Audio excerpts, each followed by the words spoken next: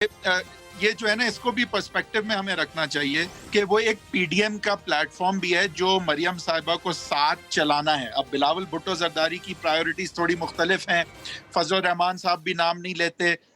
نواز شریف صاحب نام لیتے ہیں, اس میں کوئی پرابلم نہیں ہے, کوئی نام لے نہ لے, لیکن نیریٹو بھی جو ہے وہ کہیں نہ کہیں مریم صاحبہ کو بھی دیکھنا پڑے گا. وہ دیکھتی بھی ہیں اور پروبیبلی اس لیے انہوں نے یہ بات تھوڑی سی ایڈ بھی کر دی جو وہ اکثر ایڈ نہیں بھی کرتی, آلدو اس میں مجھے کوئی تضاد نظر نہیں آتا, لیکن انہوں نے یہ بات شاید اس لیے بھی تھوڑی ایڈ کی ہو کہ دیکھیں بات کرنا جو ہے, ہم یہ نہیں ان اے وے امپریشن وہ شاید یہ دینا چاہ رہی تھی کہ آپ ہمیں اداروں کے خلاف نہ سمجھیں,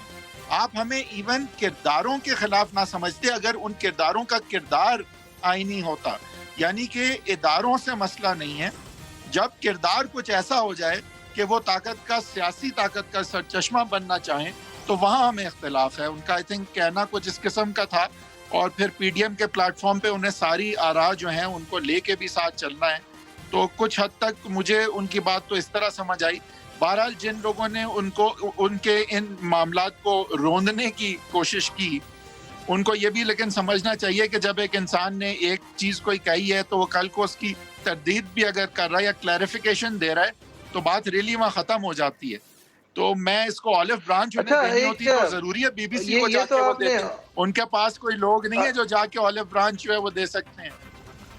نہیں, اور جو ان کا کہنا تھا اسی بی بی سی کے انٹرویو میں کہ میرے ارد گرد ایسے بہت سارے لوگ ہیں جن سے مکالمے کی کوشش کی جاتی ہے تو ان سے مکالمہ کروا دیتی ہیں, مطلب یہ بی بی سی کو انٹرویو دینے کی تو نوبت نہیں آتی. ٹھیک ہے, بھائی یہ صاحب آپ ابھی بھی ان ایک ریلیونٹ خاتون کی بات کر رہے ہیں؟ جی وہ جو شخص خوردہ ہیں وہ یہ جو شفقت محمود صاحب اور علی زیدی صاحب کی طرف سے کم از کم میں نے ٹویٹر پہ دیکھا ہے اور لوگوں نے بھی کیا ہوگا, ان کا تجزیہ یہ رہا کہ مریم نواز صاحبہ اس بات کو کرنے سے در حقیقت فوج سے کہہ رہی ہیں پہلے عمران خان صاحب کی حکومت کو نکالو. یہ آپ نے کہیں سے آپ کو سمجھ آئی یہ کہاں کی انٹرپریٹیشن ہے؟ دیکھیں اس میں تو ابھی بڑا کلیئر مجھے لگتا ہے کہ جلسوں کے اور پی ڈی ایم کے پریشر کے تھرو کوشش کچھ اسی قسم کی ہے کہ عمران خان صاحب کے جو ارد گرد ان کی جو سپورٹ ہے وہ جہاں ویکن ہو تو کولیشن پارٹنرز تھوڑے آزاد ہو جائیں ادھر ادھر جانے کے لیے, اور پھر جو حکومت پہ ایک قانونی اور آئینی طریقہ سے پریشر پڑے گا. نو کانفیڈنس ووٹ ہو سکتا ہے, اس میں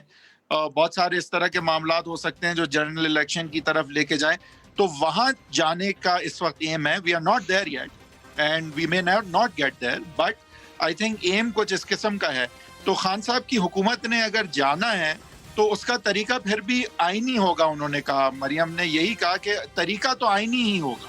اور جو انہیں سپورٹ حاصل ہے جو وہ ویکن ہوگی تو پھر وہ آئینی طریقہ جو ہے وہ پریکٹیکل ہو جائے گا.